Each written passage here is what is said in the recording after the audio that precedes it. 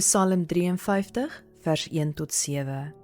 Uit Sion kom redding vir Israel. Vir die koorleier, met fluitspel, 'n gedig van Dawid.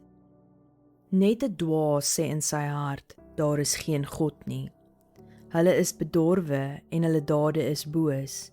Niemand doen iets wat goed is nie.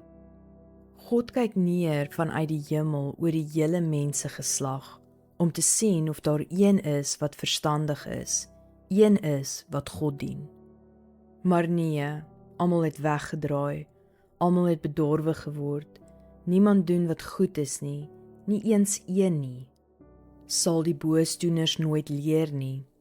Hulle verorber my volk soos brood, hulle weier om God te dien.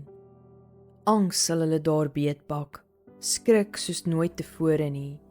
Die gebeendere van julle aanvallers sal God verstrooi, julle sal hulle tot skande bring, want God het hulle verwerp. Mag uit Sion redding kom vir Israel. Wanneer God sy volk herstel, sal Jakob jubel, sal Israel bly wees. As vandag se boodskap vir jou iets beteken, deel dit asseblief met ander en gee die video 'n like. Ek hoor graag van jou. Los gerus vir my iets in die kommentaar. Smag soos 'n wildsbok is beskikbaar op YouTube en TikTok.